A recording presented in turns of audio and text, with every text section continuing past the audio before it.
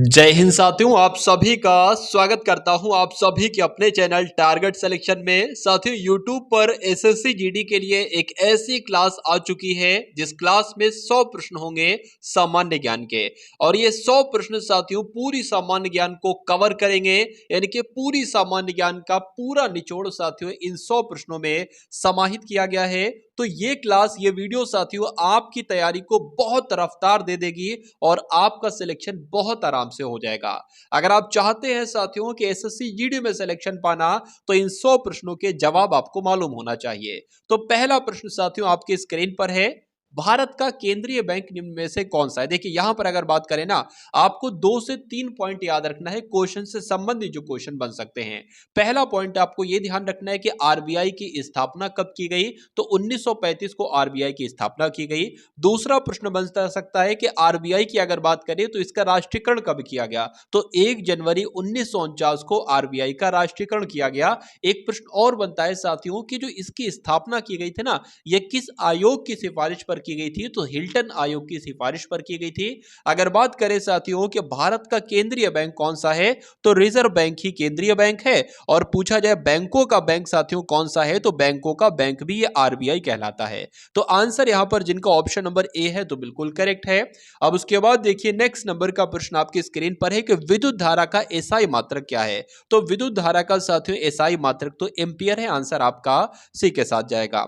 उसके बाद देखिए साथियों यहां पर अगर बात करें जीके भी होगी और करंट अफेयर भी होगी, यानी कि करंट अफेयर से संबंधित जो प्रश्न आपके एग्जाम में पूछे जा सकते हैं उनको भी समाहित किया है। प्रधानमंत्री मोदी ने दुनिया के सबसे बड़े ध्यान केंद्र स्वर्णदेव महामंदिर का शुभारंभ साथियों कहां पर किया है, तो आप लोग ध्यान रखेंगे वाराणसी में किया है। आंसर आपका बी के साथ जाएगा। दिल्ली के लाल किले में स्थित जो मोती मस्जिद है ना साथियों, इसका निर्माण किसके द्वारा करवाया गया था, यह आपसे पूछा जा रहा है, तो बताने की कोशिश कीजिए, बताइए। देखिए यहां पर अगर बात करें, आपसे यह पूछा जाए कि लाल किले का निर्माण किसने करवाया, तो लाल किले का निर्माण तो साथियों शाहजहां ने करवाया था।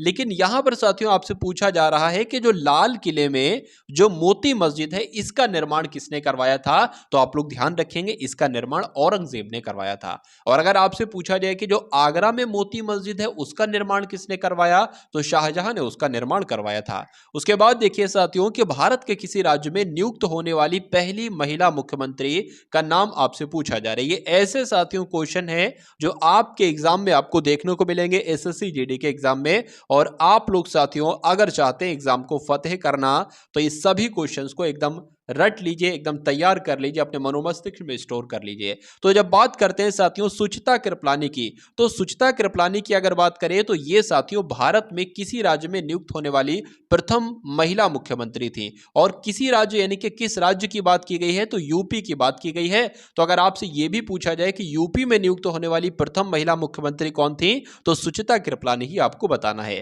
राज्यसभा के सदस्यों का साथियों कार्यकाल कितना होता है, आपसे पूछा जा रहा है। देखिए राज्यसभा का जब जब जिक्र आएगा मैं आपको बताता हूं कि संसद का उच्च सदन किसे कहा जाता है, राज्यसभा को। संसद का स्थायी सदन किसे कहा जाता है साथियों, राज्यसभा को।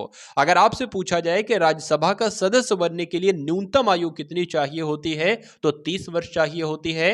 लेकिन अगर आपसे पूछा जाए कि राज्यसभा के सदस्य का कार्यकाल कितना होता है, तो 6 वर्ष का होता है। आंसर आपका बी के साथ जाएगा। अब उसके बाद देखिए साथियों नेक्स्ट नंबर का क्वेश्चन आपके स्क्रीन पर है कि निम्न में से किस राज्य की दूसरे भारतीय राज्यों के साथ अधिकतम संयुक्त सीमाएं हैं, यानी कि कौन सा भारत का एक ऐसा राज्य है जो सबसे ज्यादा राज्यों के साथ साथियों टच में है, या उसकी सीमा सबसे ज्यादा राज्यों के साथ टच है। तो वो क्या आपका राइट आंसर होगा, उत्तर प्रदेश साथियों आपके इस प्रश्न का बिल्कुल सही जवाब हो जाता है। अगर बात करें साथियों 8 राज्य इससे अपनी सीमा साझा करते हैं और एक केंद्र शासित प्रदेश दिल्ली इससे अपनी सीमा साझा करता है। तो कुल मिला के साथियों आप लोग ध्यान रखेंगे। अब उसके बाद देखिए कि पंडित रविशंकर किस वाद्य यंत्र से संबंधित थे, बताइए।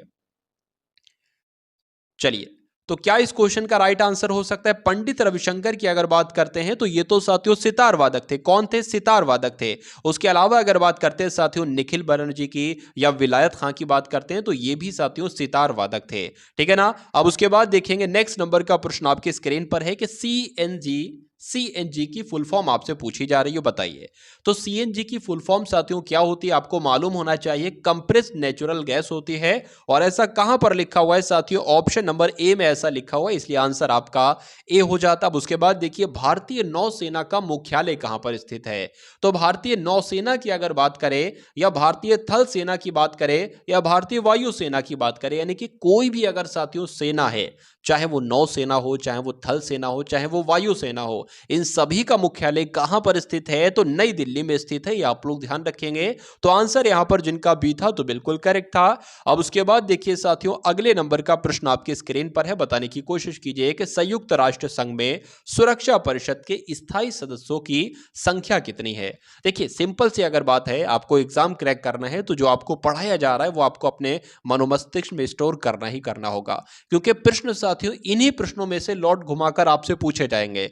तो अगर आपसे यह पूछा जाए कि संयुक्त राष्ट्र संघ में सुरक्षा परिषद के स्थायी सदस्यों की संख्या कितनी है, तो 5 आपको याद रखना है। अगर आपसे पूछ ले वो कौन कौन से देश हैं, तो अमेरिका है, रूस है, चीन है, ब्रिटेन है, फ्रांस है, जो कि साथियों संयुक्त राष्ट्र संघ के स्थायी सदस्य देशों में आता है। अगर आपसे पूछा जाए कि संयुक्त राष्ट्र की स्थापना कब हुई थी, तो 26 जून 1945 को इसकी स्थापना हुई थी। यह भी आपको साथियों ध्यान रखना है। अब उसके बाद देखेंगे नेक्स्ट नंबर का प्रश्न आपके स्क्रीन पर है, बताइए। चलिए, पूछा आपसे जा रहा है कि मृग मरीचिका का कारण क्या है, तो प्रकाश का ध्रुवण नहीं, प्रकाश का आंतरिक पूर्ण अपरावर्तन बिल्कुल सही। अगर आपसे एग्जाम में साथियों प्रश्न पूछ लिया जाए कि मृग मरीचिका का कारण क्या है, तो क्यों बनता है, तो प्रकाश के पूर्ण आंतरिक परावर्तन की वजह से साथियों मृग मरीचिका बनता है। आंसर आपका बी के साथ जाएगा। उसके बाद देखिए साथियों कि भारत का राष्ट्रीय पंचांग निम्न में से किस संवत पर आधारित था। तो यहां पर साथियों अगर बात करें, इस प्रश्न का सही जवाब जो होगा वो शक संवत हो जाएगा। एक प्रश्न आपसे पूछा जाता है साथियों कि शक संवत की स्थापना किसके द्वारा की गई थी, बताइए। तो शक संवत को किसने चलाया था, तो कनिष्क के द्वारा चलाया गया था। और अगर बात करें भारत का राष्ट्रीय पंचांग साथियों किस संवत पर आधारित है, तो शक संवत पर आधारित है। जो जो एग्जाम में प्रश्न बनते हैं एसएससी जीडी के, जिस जिस टॉपिक से प्रश्न बनते हैं साथियों, उन उन टॉपिक्स को आज की इस वीडियो के माध्यम से पूरा पूरा खत्म कर देंगे। तो यहां पर साथियों 13वें नंबर का प्रश्न है और आपको 100वें प्रश्न तक जाना है, क्योंकि साथियों एग्जाम को पास करने के कई लेवल होते हैं। हर लेवल को आपको क्रॉस करना है। बहुत सिंपल सा है साथियों। देखिए एसएससी जीडी का एग्जाम कोई हवा नहीं है, बहुत आसान है। क्योंकि एसएससी जीडी की एग्जाम की अगर बात करें, वैकेंसी बम्पर है, कट ऑफ बहुत ज्यादा जाएगी नहीं, उतनी जाएगी, और कट ऑफ की आपको चिंता भी नहीं करनी है। क्योंकि जब तक आप ये सोचोगे कि कट ऑफ के अंदर भैया मेरा नाम आ जाए ना, हाईएस्ट रैंक में आपका नाम है, तब जब सोचोगे वो, तो आप आ पाओगे कट ऑफ के अंदर। तो आपको साथियों कट ऑफ की टेंशन नहीं लेना है। आपको इतना सिखा के भेजूंगा, आपको ऐसा बना के भेजूंगा कि एग्जामिनर चाहे जैसा भी प्रश्न पत्र आपके सामने रख दे, आप उस प्रश्न पत्र के हर एक क्वेश्चन को सॉल्व कर दो। यानी कि 90% साथियों आपका स्कोर होना चाहिए। ये समझ लीजिए, इस चैनल से अगर आप जुड़े हैं तो टॉप नहीं तो मैं कह सकता हूं कि एक सीट आपकी आराम से आपको बहुत मिल जाएगी। आपको ये बार बार देखने की जरूरत नहीं है कि मेरा नाम आ सकता है, नहीं। एग्जाम हॉल में बैठोगे, एग्जाम हॉल में बैठोगे और जब पेपर दे चुके होगे तो कह सकते हो कि भाई मेरा नाम तो 101% आ जाएगा, क्योंकि पेपर बहुत बेहतरीन गया है मेरा। ठीक है ना। चलिए, तो उस दिन के लिए और वो खुशी पाने के लिए आज आप मेहनत कर लो। जो आपको पढ़ाया जा रहा है साथियों वो पढ़ लो। सिलेक्शन तो चुटकियों में होता है। चलिए, तो दुर्लभ मुद्रा साथियों किसे कहा जाता है, ये आपसे पूछा जा रहा है। तो आप लोग यहां पर ध्यान रखेंगे कि एक ऐसी मुद्रा जो आसानी से सुलभ ना हो सके उसको ही दुर्लभ मुद्रा कहा जाता है। आंसर आपका बी के साथ। गोवा पर पुर्तगालियों ने कब अधिकार किया था, ये आपसे पूछा जा रहा है। तो यहां पर साथियों 1510 की अगर बात करते हैं तो गोवा पर पुर्तगालियों ने कब अधिकार किया था, 1510 ईस्वी में किया था। पौधा किस अंग के द्वारा श्वास लेता है, तो यहां पर अगर बात करें साथियों, पेड़ और पौधों में जान होती है और वो सांस लेते हैं। अगर आपसे ये प्रश्न पूछ लिया जाए आपके एग्जाम में कि जो पौधा होता है ये किस अंग के द्वारा श्वास लेता है, तो अपनी पत्तियों के द्वारा साथियों सांस लेता है। आंसर आपका जाएगा बी के साथ। उसके बाद देखिए, मनुष्यों में जो गोनोरिया रोग होता है निम्नलिखित में से किसकी वजह से उत्पन्न होता है, तो ये किसकी वजह से उत्पन्न होता है, बैक्टीरियाज की वजह से उत्पन्न होता है, यानी कि जीवाणुओं की वजह से होता है। तो बहुत सारे ऐसे रोग होते होते हैं साथियों जो विषाणु के द्वारा मनुष्यों में भी फैल जाते हैं। तो कुल मिला के अगर बात करें आंसर आपका जो जाएगा वो ऑप्शन नंबर बी के साथ जाएगा, यानी कि मनुष्यों में विषाणु के द्वारा भी रोग होते हैं और जीवाणु की वजह से भी रोग होते हैं। उसके बाद देखेंगे कि वह गुण क्या कहलाता है जिसके कारण एक ही तत्व कई रूपों में पाया जाता है। तो इसका साथियों राइट आंसर क्या होगा? अपरूपता। आपको ध्यान रखना है, अपरूपता कहते हैं उसे जिसकी वजह से एक ही तत्व कई रूपों में पाया जाता है। उसके बाद देखिए साथियों कि प्रथम भारतीय जो ब्रिटिश संसद के सदस्य थे, यानी कि भारत के ऐसे व्यक्ति के बारे में आपसे पूछा जा रहा है कि जो ब्रिटिश संसद के सदस्य थे। बहुत बड़ी बात है साथियों ब्रिटिश संसद का सदस्य होना। तो ये कौन थे? दादा भाई नौरोजी थे। आपको ध्यान रखना है, आंसर आपका बी के साथ जाएगा। चलिए, आरंभिक बौद्ध साहित्य किस भाषा में लिखे गए थे? तो बौद्ध साहित्य साथियों आरंभिक में किस भाषा के द्वारा अगर बात करें लिखे गए थे, तो पाली भाषा में लिखे गए थे। आंसर आपका सी के साथ। हाल ही में किस देश के, क्या लिखा हुआ साथियों, हाल ही में किस देश के मारापी ज्वालामुखी में विस्फोट हुआ है? तो अभी साथियों हाल फिलहाल की खबर है। तो बात करें इंडोनेशिया में है ये मारापी ज्वालामुखी, ये विस्फोट हुआ है साथियों। इसमें आपसे ये भी पूछा जा सकता है कि मारापी ज्वालामुखी किस देश में है? तो इंडोनेशिया में है। उसके बाद देखिए कि निम्न में से कौन मौलिक अधिकारों के अंतर्गत हैं? तो मौलिक अधिकार की अगर बात करें, क्या प्राण एवं दैहिक स्वतंत्रता का अधिकार एक मौलिक अधिकार नहीं है? तो बिल्कुल है। शिक्षा एवं संस्कृति की स्वतंत्रता का अधिकार एक मौलिक अधिकार नहीं है? बिल्कुल है। और धर्म की स्वतंत्रता का अधिकार भी एक मौलिक अधिकार है। तो इसलिए आंसर आपका जो जाएगा वो डी के साथ जाएगा, और जिनका आंसर यहां पर डी था तो बिल्कुल करेक्ट था। उसके बाद देखिए कि निम्नलिखित में से कौन सा ग्राम पंचायत की आय का स्रोत नहीं है? यानी कि बात करें साथियों ग्राम पंचायत की अगर बात करें तो ग्राम पंचायत को कहां कहां से अगर बात करें टैक्स मिलता है? तो वाहन कर मिलता है, बिल्कुल मिलता है, उसकी आय का स्रोत है। उसके अलावा आपको ध्यान रखना है भूमि कर भी साथियों और भवन कर भी, लेकिन साथियों संपत्ति कर नहीं मिलता है, नहीं मिलता है। तो यही आपका राइट आंसर हो जाता है। उसके बाद देखिए साथियों के घुरिया लोक नृत्य की अगर बात करते हैं तो कहां पर किया जाता है, कहां का ये लोक नृत्य है? तो आप लोग ध्यान रखेंगे बुंदेलखंड का ये लोक नृत्य है। उसके बाद देखेंगे नेक्स्ट नंबर का प्रश्न आपके स्क्रीन पर है, देखिए और बताइए राइट आंसर। चलिए साथियों एकदम टॉप लेवल की ये क्वेश्चंस हैं। मैं आपको बता देता हूं साथियों कि एसएससी जीडी का एग्जाम आप जब भी आपका है, ठीक है, वैसे अगर बात करें कि मिड फरवरी के थोड़ा सा बाद में आपके एग्जाम शुरू हो रहे हैं, ठीक है, तो आप साथियों क्या करेंगे, आपको इस चैनल के माध्यम से जो भी कंटेंट दिया जाए, मेरी मानिए साथियों उस कंटेंट को आप तैयार करते रहिए और अपने प्रैक्टिस सेट लगाते रहिए। जैसे आप तैयारी कर रहे हैं वैसे आप करते रहिए। साथ में अगर इसको भी आप ले लेंगे तो सोने पे सुहागा हो जाएगा, ठीक है। यानी क्योंकि साथियों यहां पर मैं वो क्वेश्चंस देने की कोशिश करता हूं जो हूबहू आपके एग्जाम में आपको देखने को मिलेगा। तो कुल मिला के साथियों एग्जाम तक अगर आप साथ हैं, जो भी कंटेंट आपको दिया जाए आप पढ़ लेते हैं, अपने मनोमस्तिष्क में स्टोर कर लेते हैं, तो कोई आपको साथियों एग्जाम में हरा नहीं पाएगा। यानी कि मात्र मेरे ही कंटेंट से एग्जाम आपका बहुत आसानी से निकल जाएगा। चलिए, तो भारत की जनगणना 2011 के अनुसार न्यूनतम लिंग अनुपात वाला राज्य कौन सा था? तो साथियों हरियाणा था। आपको ध्यान रखना है, आंसर आपका सी के साथ। अंतरराष्ट्रीय महिला दिवस साथियों कब मनाया जाता है? तो ये दिवस साथियों कब मनाया जाता है? ये 8 मार्च को मनाया जाता है। आपको ध्यान रखना है कि अंतरराष्ट्रीय महिला दिवस साथियों 8 मार्च को मनाया जाता है। जीएसटी की अगर बात करें, यानी कि साथियों गुड्स एंड सर्विस टैक्स की अगर बात करें, तो जीएसटी परिषद का अध्यक्ष कौन होता है? तो जो साथियों वित्त मंत्री होते हैं ना, तो वही साथियों इसके अध्यक्ष होते हैं। यह पॉइंट आपको ध्यान रखना है। उसके बाद देखिए सोशल मीडिया का सकारात्मक प्रभाव कौन सा है? अगर बात करें सोशल मीडिया से साथियों समय की बचत होती है, तो बिल्कुल कार्यों में सहजता होती है, बिल्कुल होती है, और सुविधापूर्ण जीवन का विकास होता है, तो ये भी हाँ कह सकते हैं। इसलिए कुल मिला के आंसर आपका जो जाएगा वो ऑप्शन नंबर डी के साथ जाएगा, और जिनका आंसर यहां पर डी था तो बिल्कुल करेक्ट था। उसके बाद देखिए कि भारत में किस वर्ष विमुद्रीकरण की नीति नहीं अपनाई गई? अगर बात करें साथियों यहां पर विमुद्रीकरण क्या होता है? नोटबंदी होती है। यानी कि अब तक साथियों स्वतंत्रता से अब तक भारत में 3 बार नोटबंदी हो चुकी है।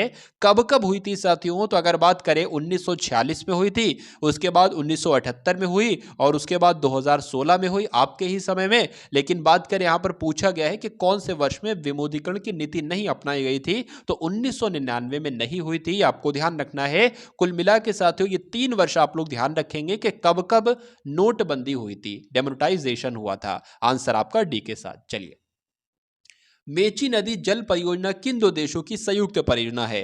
यानी कि अगर बात करें साथियों, आप लोग यहां पर ध्यान रखेंगे कि भारत और नेपाल के बारे में, भारत और नेपाल की ये एक संयुक्त परियोजना है जिस परियोजना का नाम है साथियों मेची नदी जल परियोजना।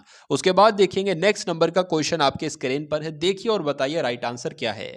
चलिए साथियों, चैनल पर अगर आप लोग नए हैं तो चैनल को फटाफट सब्सक्राइब करके बेल आइकन पर क्लिक कर लीजिए, क्योंकि ये चैनल साथियों आपके सिलेक्शन में बहुत मदद करेगा, 100% मदद करेगा ये कहा जा सकता है। और यहां से साथियों इस बार 2024 में जो परीक्षा होने वाली है, हजारों हजार लोग निकलेंगे सिलेक्शन अपना लेकर, तो उसमें से एक सीट आप भी साथियों इस साल अपनी पक्की कीजिएगा, ठीक है ना। चलिए, तो एशिया महाद्वीप की सबसे बड़ी झील इसमें से कौन सी है? तो कैस्पियन सागर की अगर बात करें तो आपको ध्यान रखना है एशिया महाद्वीप की यह सबसे बड़ी झील है कैस्पियन सागर जिसका नाम है। उसके बाद देखिए सोडे की रासायनिक प्रकृति कैसी होती है, आपसे पूछी जा रही है। तो क्षारीय, अम्लीय, उदासीन या ऑक्सीकारक होती है। कैसी होती है? अम्लीय होती है सोडे की रासायनिक प्रकृति, आपको ध्यान रखना है। अब उसके बाद देखेंगे कि राष्ट्रीय ग्रामीण विकास संस्थान ये कहां पर स्थित है, बहुत इंपॉर्टेंट क्वेश्चन आपकी स्क्रीन पर है। तो आप लोग ध्यान रखेंगे कि हैदराबाद में साथियों क्या स्थित है राष्ट्रीय ग्रामीण विकास संस्थान, ये कहां पर स्थित है? तो हैदराबाद में स्थित है। आंसर आपका ए के साथ जाएगा भाई, बहुत बढ़िया, वेरी गुड क्लास। निम्न में से कौन से मुगल बादशाह चित्रकला के प्रेमी थे, आपसे पूछा जा रहा है। यानी कि कौन ऐसे बादशाह थे जो अपने समय में चित्रकला से बहुत ही साथियों प्यार करते थे और बहुत सारे चित्र का निर्माण करवाते थे अपने समय में इनका। तो ये चित्रकला के साथियों प्रेमी कहे जाने लगे और इनका नाम क्या था? जहांगीर इनका नाम था। तो अगर आपका भी आंसर यहां पर ए के साथ था तो बिल्कुल करेक्ट था।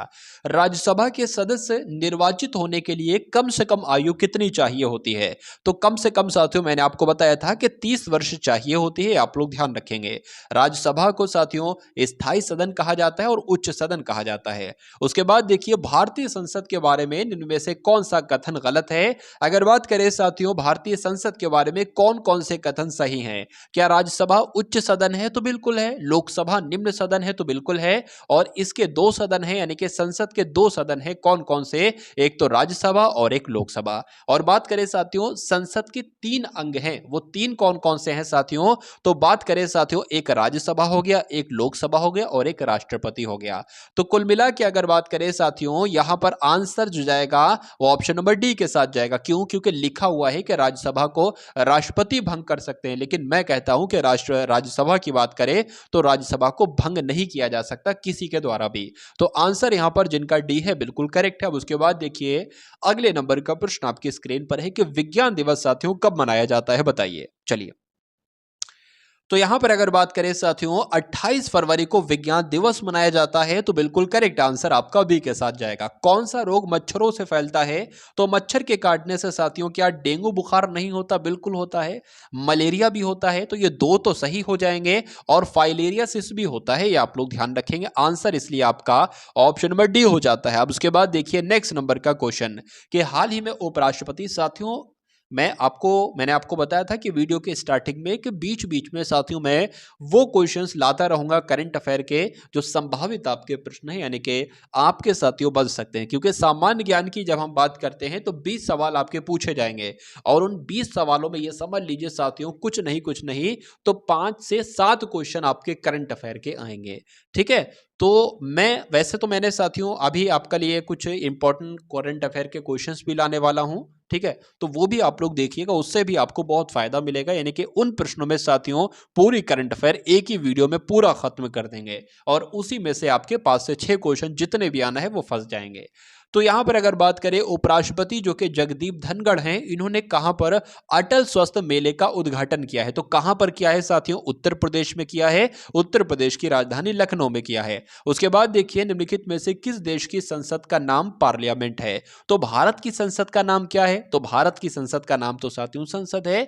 यहां पर आप लोग ध्यान रखेंगे 3 प्रश्न आपसे बनेगा। अगर आपसे पूछा जाए कि ऑस्ट्रेलिया की संसद का नाम क्या है? तो पार्लियामेंट है। उसके अलावा आपको ध्यान रखना है कि ब्रिटेन की संसद का नाम क्या है? तो पार्लियामेंट है। और कनाडा की संसद का नाम क्या है? तो पार्लियामेंट है। इसलिए इस क्वेश्चन का राइट आंसर आपका जो जाएगा वो ऑप्शन नंबर डी के साथ जाएगा। उसके बाद देखिए जादू घोड़ा निम्न में से किसके लिए प्रसिद्ध है, बताइए। तो जादू घोड़ा साथियों किसके लिए प्रसिद्ध है? यूरेनियम के लिए जाना जाता है। आंसर आपका जाएगा ऑप्शन नंबर बी के साथ। उसके बाद देखिए मौसमी घटनाएं वायुमंडल की किस परत में घटित होती हैं? तो अगर बात करें साथियों, मान लीजिए ये क्या है, ये पृथ्वी है, ठीक है, और इस पर आप रह रहे हैं, ये आप हैं, ये मैं हूं, ऐसा मैं कह देता हूं। तो यहां पर साथियों जो पहली ही परत पाई जाती है, यानी कि वायुमंडल से जो, यानी कि पृथ्वी से जो बिल्कुल लगी हुई परत है, वो कौन सी परत है? वो क्षोभ मंडल परत है, ठीक है। तो इसी मंडल में साथियों मौसमी घटनाएं घटित होती हैं। मौसमी घटनाएं क्या हैं? तो जो आंधी है, वर्षा है, तूफान है, ये सब क्या है? ये सब मौसमी घटनाएं ही तो होती हैं। तो प्रश्न आपसे इनडायरेक्टली ऐसे भी पूछा जा सकता है कि वायुमंडल की कौन सी परत में आंधी, वर्षा, तूफान आते हैं? तो क्षोभ मंडल में आते हैं। अच्छा, एक प्रश्न और बनता है समताप मंडल से। समताप मंडल से ही आपको मालूम पड़ रहा होगा कि समान ताप, यानी कि यहां पर एक सा ताप रहता है, यानी कि यहां पर एक सा मौसम रहता है, कोई आंधी नहीं, कोई वर्षा नहीं, कोई तूफान नहीं, हवा जैसी चल रही है वैसी चलती रहेगी। कोई यहां पर डिफरेंस, यानी कि कोई बहुत बड़ा अंतर नहीं होता है। अब नहीं होता है तो इसीलिए साथियों इस मंडल में क्या उड़ाए जाते हैं? वायुयान उड़ाए जाते हैं। तो प्रश्न आपसे बनता है कि वायुयान कौन से मंडल में उड़ाए जाते हैं? तो समताप मंडल में उड़ाए जाते हैं। और क्यों उड़ाए जाते हैं? क्योंकि वहां पर आंधी, वर्षा, तूफान की कोई दिक्कत नहीं होती है। उसके बाद देखिए कि निम्नलिखित में से किसकी अधिकता के कारण चॉकलेट स्वास्थ्य के लिए हानिकारक हो सकती है? तो चॉकलेट की अगर बात करें, चॉकलेट में साथियों निकिल होता है, और जब निकल ज्यादा होता है, हमारी बॉडी में ज्यादा चला जाता है, तो वो स्वास्थ्य के लिए हानिकारक हो जाता है। इसलिए आंसर यहां पर जिनका ऑप्शन नंबर ए है तो बिल्कुल करेक्ट हो जाता है। उसके बाद देखिए साथियों कि जो 38वीं समानांतर रेखा है ये किन दो देशों को विभाजित करती है? तो आप लोग ध्यान रखेंगे कोरिया का नाम, यानी कि उत्तर कोरिया और दक्षिण कोरिया, इसके बीच में कौन सी रेखा है? तो 38वीं समानांतर रेखा है। यह प्रश्न आपसे कई बार एग्जाम में पूछा जा चुका है। उसके बाद देखिए कि कौन सी मिट्टी कपास उत्पादन के लिए सबसे ज्यादा महत्वपूर्ण है, सबसे ज्यादा अच्छी मानी जाती है? बताइए। चलिए, तो आप लोग ध्यान रखेंगे साथियों, का से ही कपास हो जाएगा और का से ही काली मिट्टी हो जाएगी, यानी कि कपास के उत्पादन के लिए सबसे बढ़िया मिट्टी जो होती है वो काली मिट्टी ही होती है। आंसर आपका अगर है ऑप्शन नंबर डी तो बिल्कुल करेक्ट है। उसके बाद देखिए नेक्स्ट नंबर का क्वेश्चन आपके स्क्रीन पर है कि जब कई कंप्यूटर्स एक छोटे से क्षेत्र में बिना टेलीफोन के तारों के परस्पर जोड़ दिए जाते हैं तो उसको क्या कहा जाता है? ये आपसे पूछा जा रहा है। मान लीजिए साथियों जैसे कि ये एक ऑफिस है और यहां पर बहुत सारे कंप्यूटर लगे हैं, बहुत सारे नहीं कह सकते, कुछ लगे हुए हैं। तो जब कई कंप्यूटर एक छोटे से क्षेत्र में बिना टेलीफोन के तारों से के परस्पर जोड़ दिए जाते हैं तो उनको साथियों क्या कहा जाता है? स्थानीय क्षेत्र नेटवर्क कहा जाता है और लैन कहा जाता है। लैन क्या है? लोकल एरिया नेटवर्क है, ठीक है। तो ये आपको साथियों ध्यान रखना है। आंसर आपका जाएगा सी के साथ। कभी कभी हिंदी में जो लिखा हो ना यहां पर, ये लोकल एरिया नेटवर्क भी लिख देते हैं इंग्लिश में, यानी कि इंग्लिश को हिंदी बनाकर लिख देते हैं। उसके बाद देखिए कि भारतीय राष्ट्रीय कांग्रेस के पहले मुस्लिम अध्यक्ष कौन थे? आपसे एग्जाम में प्रश्न पूछा जा चुका है, एक बार नहीं साथियों, दसियों बार। तो बदरुद्दीन तैयब जी का नाम आपको ध्यान रखना है। ये भारतीय राष्ट्रीय कांग्रेस के प्रथम मुस्लिम अध्यक्ष।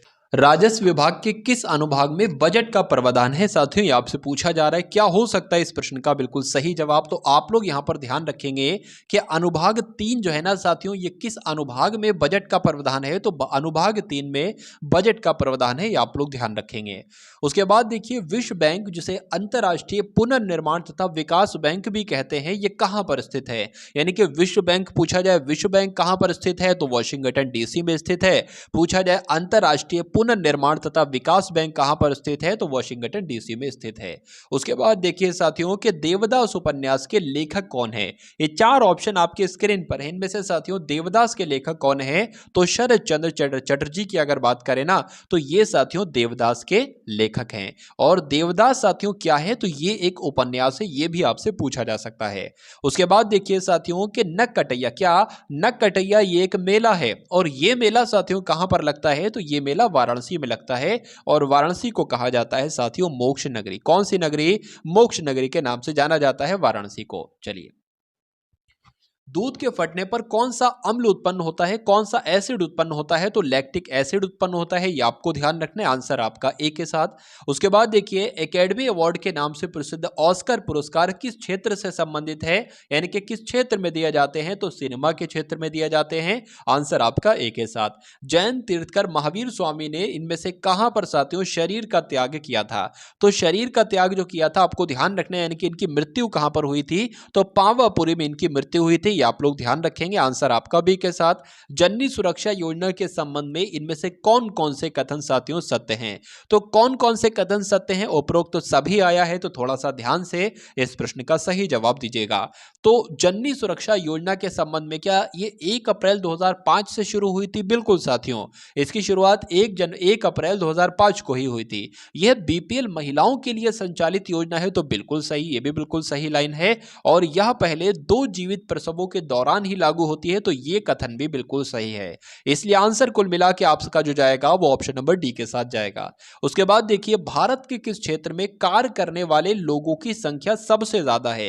यानी कि एक ऐसा कौन सा क्षेत्र है, कौन सा सेक्टर है साथियों जहां पर काम करने वाले लोगों की संख्या सबसे ज्यादा है? तो प्राथमिक सेक्टर साथियों मैं कहूंगा, ये आपको ध्यान रखना है। और प्राथमिक सेक्टर में कौन कौन से काम आते हैं? जैसे कि कृषि है, वानिकी है, पशुपालन है, ये सारे काम जो है ना साथियों प्राथमिक सेक्टर के अंतर्गत ही आते हैं। उसके बाद देखिए, अजंता की चित्रकारी में किसकी कथाएं चित्रित हैं? ये एग्जाम में आपसे प्रश्न पूछा जाता है, बताइए। चलिए, तो अजंता की अगर बात करें तो अजंता की चित्रकारी में साथियों जातक कथाएं चित्रित हैं। आंसर आपका जाएगा ऑप्शन नंबर सी के साथ।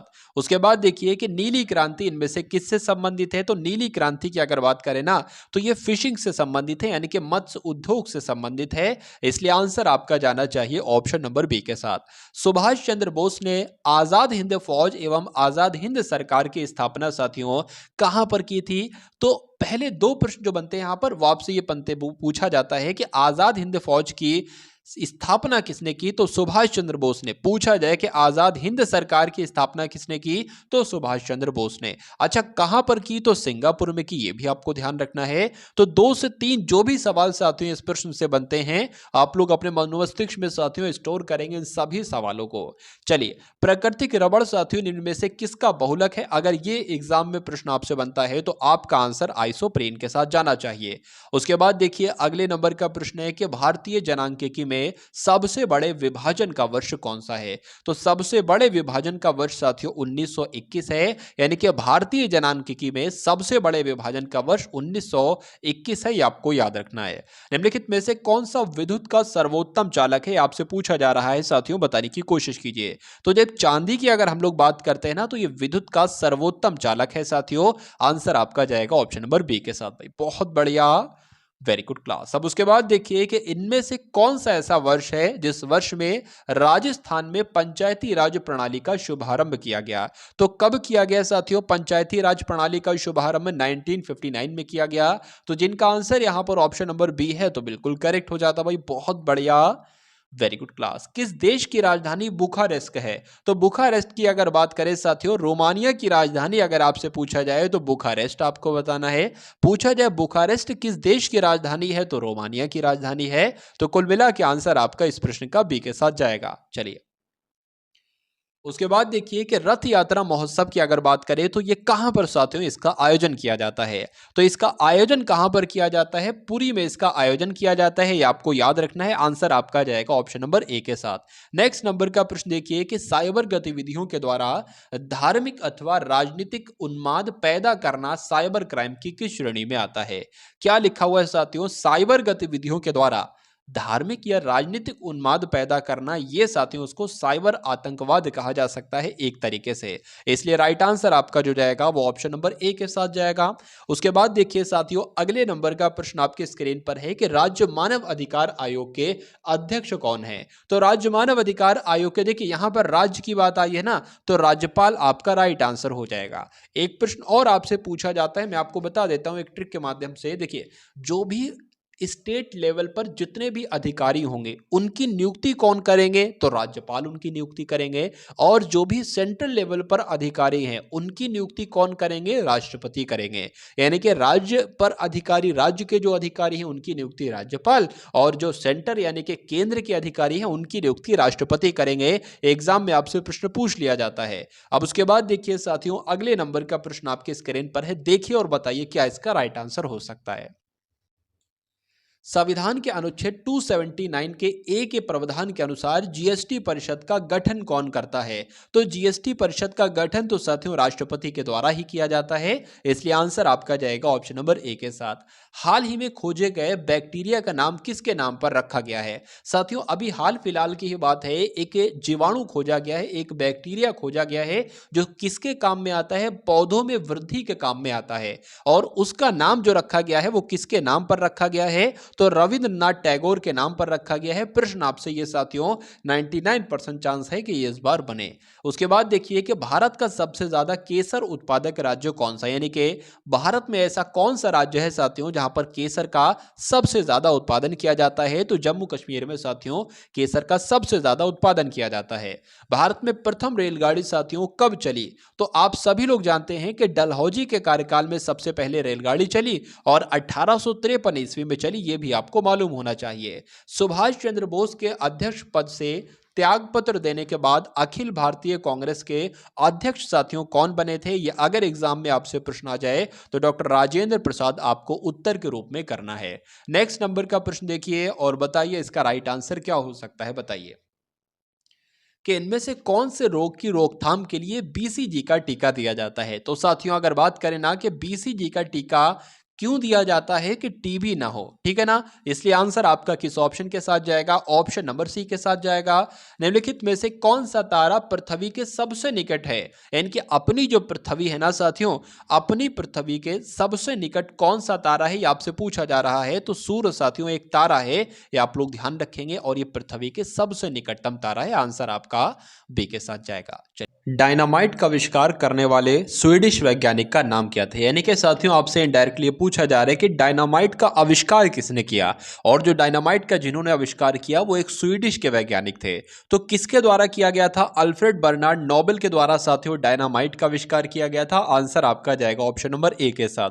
अब उसके बाद देखिए कि निम्नलिखित में से कौन सा सुमेलित है, ये आपसे पूछा जा रहा है। देखिए अगर आपसे एग्जाम में पूछा जाए कि कारखाना अधिनियम कब आया, तो 1948 में। आपसे पूछा जाए खान अधिनियम कब आया, तो 1952 में। और साथियों बाल श्रम अधिनियम कब पारित किया गया, तो 1986 में। यानी कि तीनों साथियों अधिनियम कब पारित किए गए? बिल्कुल सही है तीनों, इसलिए आंसर इसलिए आपका जो जाएगा वो ऑप्शन नंबर डी के साथ जाएगा। उसके बाद देखिए कि हाल ही में प्रधानमंत्री मोदी जी ने कहां पर एआई यानी कि आर्टिफिशियल इंटेलिजेंस शिखर सम्मेलन का शुभारंभ किया है? तो एआई शिखर सम्मेलन का उद्घाटन साथियों किया है नरेंद्र मोदी जी ने अभी हाल फिलहाल में कुछ दिन पहले। तो कहां पर किया है साथियों? नई दिल्ली में किया है, इसलिए आंसर आपका जाएगा सी के साथ। चलिए उसके बाद देखिए कि वोट देने के लिए न्यूनतम आयु कितनी होती है? तो आप सभी लोग जानते हैं साथियों वोट देने के लिए कम से कम 18 वर्ष की उम्र होना अनिवार्य है, इसलिए आंसर जिनका डी है तो बिल्कुल करेक्ट हो जाता है।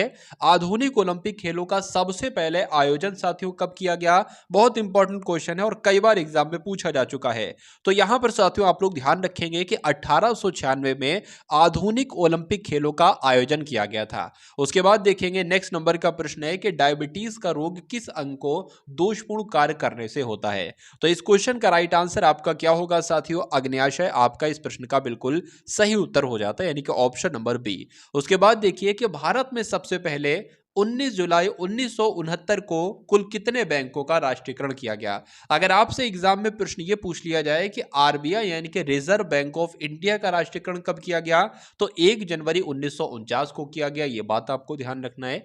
लेकिन अगर आपसे सवाल ये पूछे कि 19 जुलाई 1969 को कितने बैंकों का राष्ट्रीयकरण किया गया, तो 14 बैंकों का राष्ट्रीयकरण किया गया, ये आपको ध्यान रखना है। आंसर आपका ऑप्शन नंबर सी के साथ जाएगा। चलिए भारत के पश्चिमी समुद्री तट के दक्षिणी किस नाम से जाना जाता है? क्या पूछा जा रहा है? जो भारत के पश्चिमी समुद्री तट है ना, तो इसका जो दक्षिणी है ना, इसको किस नाम से जाना जाता है? तो मालाबार तट के नाम से जाना जाता है, ये आप लोग ध्यान रखेंगे। आंसर आपका जाएगा ए के साथ। उसके बाद देखिए कि सर्वोच्च न्यायालय यानी कि सुप्रीम कोर्ट के मुख्य न्यायाधीश का कार्यकाल रहता है कब तक रहता है, ये आपसे पूछा जा रहा है। यानी कि सर्वोच्च न्यायालय के मुख्य न्यायाधीश किस अवस्था में, कितने वर्ष बाद साथियों क्या उनकी एज हो जाती है कि उनको रिटायर कर दिया जाता है, ये आपसे पूछा जा रहा है। तो आपको ध्यान रखना है, जब उनकी उम्र 65 वर्ष की होती है तो रिटायरमेंट उनकी हो जाती है। तो कुल मिला के साथियों आंसर आपका जिस ऑप्शन के साथ है तो वो सी होना चाहिए। उसके बाद देखिए कि भारत का सबसे ज्यादा शहरी जनसंख्या वाला राज्य कौन सा है। यानी कि साथियों शहरी जनसंख्या वाला राज्य, वहां पर शहरी लोग ज्यादा हो, गांव की आबादी कम हो। तो अगर बात करें साथियों आंसर आपका किस ऑप्शन के साथ जाएगा, महाराष्ट्र के साथ आपका आंसर जाएगा। तो जिनका आंसर यहां पर ऑप्शन नंबर बी है तो बिल्कुल करेक्ट है। उसके बाद देखिए सेल्यूलर टेलीफोन से संबंधित वैप का फुल फॉर्म क्या है। देखिए अगर मैं आपको बताऊं वैन की फुल फॉर्म अगर आपसे पूछ ली जाए कि वैन की फुल फॉर्म क्या होगी, तो वैन की फुल फॉर्म मालूम होने से पहले आपको मालूम होना चाहिए लैन की फुल फॉर्म क्या होती है। तो लोकल एरिया नेटवर्क होती है, आपको ध्यान रखना है। वैन की क्या होती है, वाइड एरिया नेटवर्क होती है। और वेब की अगर साथियों आपसे फुल फॉर्म पूछ ली जाए तो वायरलेस एप्लीकेशन प्रोटोकॉल, आपको ध्यान रखना है। आंसर जिनका यहां पर ए है तो बिल्कुल करेक्ट है। चलिए उसके बाद देखिए साथियों कि एक करंट अफेयर का प्रश्न आपकी स्क्रीन पर है कि यूनेस्को ने कहां के रामबाग गेट और प्राचीर को पुरस्कृत किया है, ये आपसे पूछा जा रहा है। यानी कि ये कहां का है साथियों, रामबाग गेट और प्राचीर, ये कहां का है, इसको पुरस्कृत किया है और किसने पुरस्कृत किया है, यूनेस्को ने खुद पुरस्कृत किया है। तो आप लोग ध्यान रखेंगे अमृतसर में है साथियों, ये प्राचीर भी अमृतसर में है और रामबाग गेट भी अमृतसर में है। यूनेस्को ने इसको अमृतसर का जो रामबाग गेट है और प्राचीर, इसको खुद पुरस्कृत किया है। चलिए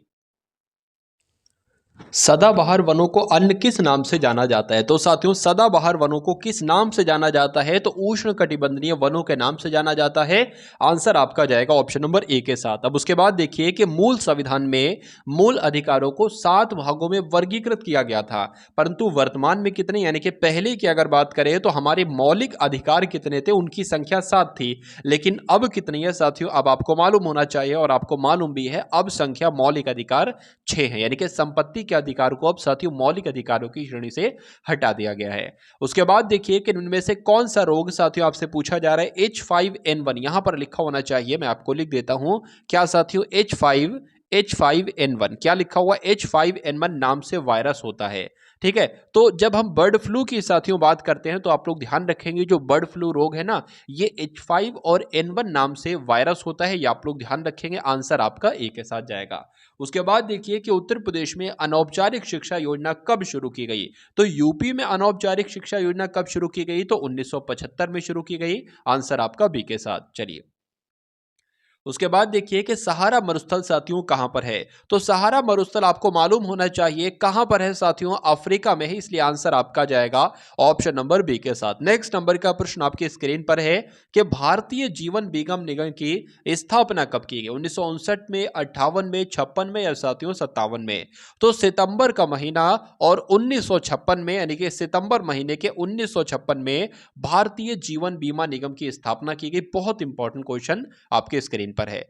निम्न में से कौन सी नदी का उद्गम स्थल भारत से बाहर है, यह प्रश्न साथियों 10 बार पूछा जा चुका है। आपको मालूम होना चाहिए साथियों गंगा भारत की सबसे लंबी नदी है और गंगा की लंबाई पूरे भारत में कितनी है साथियों, तो 2525 किलोमीटर है, यह आपको मालूम होना चाहिए साथियों। अगर बात करें साथियों जो गंगा का उद्गम स्थल भारत में, बिल्कुल रावी का भी भारत में है, व्यास का भी भारत में, लेकिन इसका भारत में नहीं है। अब नहीं है साथियों, तो यही आपका राइट आंसर हो जाता है। उसके बाद देखिए कि निम्नलिखित में से कौन सी गुफा हिंदू, बौद्ध, जैन, यानी कि ये तीनों धर्म है, हिंदू धर्म, बौद्ध धर्म, जैन धर्म, इन तीनों धर्मों से संबंधित है। कौन सी गुफा की बात चल रही है, तो मैं आपको बता देता हूं साथियों, एलोरा गुफा की बात चल रही है। ये एलोरा गुफा ही साथियों हिंदू धर्म, बौद्ध धर्म और जैन धर्म, यानी कि तीनों धर्मों से संबंधित है। चलिए हाल ही में मोहम्मद मुइज्जू ने किस देश के 8वें राष्ट्रपति के रूप में शपथ ली। तो हाल फिलहाल में साथियों मालदीव का राष्ट्रपति नियुक्त किया गया है। किसे बनाया गया है मालदीव का राष्ट्रपति, तो मोहम्मद मुइज्जू को बनाया गया है और ये 8वें राष्ट्रपति बने हैं। इसलिए आंसर जिनका भी यहां पर ऑप्शन नंबर सी है तो बिल्कुल करेक्ट है। अगर बात करें साथियों आप लोग ध्यान रखेंगे मालदीव से संबंधित कुछ इंपॉर्टेंट फैक्ट बनते हैं कि रिलायंस जियो ने मालदीव को high speed optical fibre cable से जोड़ने से संबंधित कार्य पूरा किया है। आपसे पूछा जाएगा कि एशिया सर्फिंग चैंपियनशिप का आयोजन कहां पर किया गया है, तो मालदीव में। आपसे पूछा जाएगा कि कोलंबो सुरक्षा कॉन्क्लेव की 7वीं डिप्टी NSA बैठक कहां पर आयोजित हुई है, तो मालदीव में। मैक द्वारा इनमें से किसकी गति को मापा जाता है? हवाई जहाज की, वायु की या ध्वनि की? तो मैं कहूंगा साथियों, अगर बात करें ना तो हवाई जहाज की, ना वायु की और ना ध्वनि की, यानी कि बात करें साथियों पराध्वनिक गति को मापा जाता है मैक के द्वारा। इसलिए आंसर यहां पर क्या होना चाहिए? डी के साथ जाएगा। ऑप्शन में साथियों यह होना चाहिए था कि पराध्वनिक गति। क्यों? क्योंकि मैक के द्वारा पराध्वनिक गति को ही मापा जाता है। अब उसके बाद देखेंगे नेक्स्ट नंबर का क्वेश्चन आपकी स्क्रीन पर है कि निम्न में से कौन सा मानव नेत्र का एक भाग नहीं है? या आपसे पूछा जा रहा है साथियों क्या इस क्वेश्चन का राइट आंसर होगा? तो प्यूपिल भी साथियों मानव नेत्र का एक भाग है, रेटिना भी है, आइरिस भी है। ये अगर बात करें अभी कुछ केबीसी आता है ना, तो केबीसी में देख रहा था, वो पुराना वाला केबीसी जो लगभग बहुत पहले आता था, तो उसमें साथियों सेम ये क्वेश्चन पूछा गया था।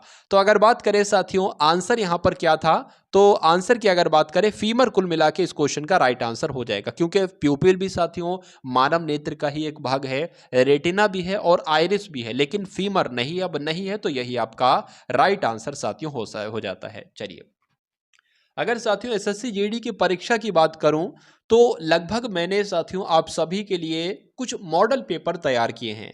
मॉडल पेपर की अगर बात करें साथियों, मॉडल पेपर में वो क्वेश्चन समाहित किए हैं मैंने जो आपके एक्सपेक्टेड क्वेश्चन बन सकते हैं, यानी कि जो परीक्षा में आप देखेंगे कि डिक्टो परीक्षा में देखने को छपे हुए आपको मिलेंगे। तो उन सभी मॉडल पेपर का लगभग 5 से 6 मॉडल पेपर मैंने वो बनाए होंगे। उसमें आप एक मॉडल पेपर में पहले तो हिंदी के 20 प्रश्न होंगे, उसके बाद सामान्य ज्ञान के 20 प्रश्न होंगे, फिर उसके बाद रीजनिंग के और फिर मैथ के, यानी कि चारों विषयों का वहां पर संपूर्ण ज्ञान आपको साथियों मिल जाएगा। अगर मेरा मानना है साथियों वो 5 से 6 मॉडल पेपर, जितने भी मॉडल पेपर हैं वो, उनको अगर आप साथियों कंप्लीट कर लेते हैं अच्छे तरीके से अपने मनोमस्तिष्क में, सभी कॉन्सेप्ट्स को, जो मैथ के हैं कॉन्सेप्ट, रीजनिंग के हैं उनको, और जो हिंदी और सामान्य ज्ञान के प्रश्न हैं उनको अपने मनोमस्तिष्क में स्टोर कर लेते हैं, तो साथियों परीक्षा में आपको कोई हरा नहीं सकता। एक सीट आप दावे और वादे के साथ साथियों ले सकते हैं। तो उनका लिंक मैं आपको डिस्क्रिप्शन में दे दूंगा, वहां से जाकर आप सभी मॉक टेस्ट को लगा लीजिएगा और तैयारी को तगड़ी कर लीजिएगा, ठीक है ना। चलिए, उसके अलावा साथियों एक ग्रुप भी है एसएससी जीडी वालों का, उसमें भी ज्वाइन हो जाइएगा आप लोग, उसका भी लिंक मैं आपको डिस्क्रिप्शन में ही दे दूंगा। चलिए, भारत का राष्ट्रपति अपना त्यागपत्र किसको भेजता है? अगर राष्ट्रपति को अपना त्यागपत्र देना होता है तो वो किनको देता है? तो भारत के उपराष्ट्रपति को देता है। अगर आपको ध्यान रखना है साथियों कि अगर उपराष्ट्रपति को अपना इस्तीफा देना होता है, त्यागपत्र देना होता है, तो राष्ट्रपति को देते हैं, और राष्ट्रपति को देना होता है तो वो उपराष्ट्रपति को देते हैं। इसलिए आंसर आपका ऑप्शन नंबर ए के साथ है, तो बिल्कुल करेक्ट है। उसके बाद देखिए कि इनमें से किस गुप्त शासक को मुद्राओं पर वीणा बजाते हुए दिखाया गया है? रामगुप्त को, समुद्रगुप्त को, कुमारगुप्त को या चंद्रगुप्त द्वितीय को? तो आंसर यहां पर आपका जाएगा ऑप्शन नंबर बी के साथ। उसके बाद देखिए कि शीत मरुस्थलीय जैव आरक्षित मंडल साथियों ये कहां पर स्थित है? तो कहां पर स्थित है? सिक्किम में स्थित है। आंसर आपका जाएगा सी के साथ। उसके बाद देखिए संयुक्त राष्ट्र संघ यानी कि यूनाइटेड नेशन ऑर्गेनाइजेशन की स्थापना साथियों कब की गई थी? तो कब इसकी स्थापना की गई थी? 24 अक्टूबर 1945 को इसकी स्थापना की गई थी। ये आपको मालूम होना चाहिए। आंसर आपका जाएगा ए के साथ। अब इसके बाद देखिए साथियों आज की इस क्लास का अंतिम प्रश्न आपकी स्क्रीन पर है। आपसे पूछा जा रहा है कि मधुमनी चित्रकारी किस राज्य की शैली है? यानी कि ये कहां पर फेमस है साथियों? तो बिहार में ये फेमस है। आपको मालूम होना चाहिए। आंसर आपका जाएगा बी के साथ। तो जिनका आंसर यहां पर बी है तो बिल्कुल करेक्ट भाई, बहुत बढ़िया, वेरी गुड क्लास। तो ये साथियों 100 क्वेश्चन आपको कैसे लगे एसएससी जीडी की सामान्य ज्ञान की तैयारी के लिए? जैसे भी लगे हो साथियों, जो कमी लगी हो वो कमी आपको कमेंट सेक्शन में बतानी है। अगर क्लास बढ़िया लगी हो तो क्लास के बारे में भी कमेंट सेक्शन में आप लोग जरूर बताएंगे। तो चैनल पर नए हैं, चैनल को सब्सक्राइब करके बेल आइकन पर क्लिक कर लीजिए और कम से कम अपने 2 मित्रों को इस वीडियो को जरूर भेजिएगा। तो मिलते हैं हम सभी लोग आने वाली वीडियो में। जय हिंद साथियों।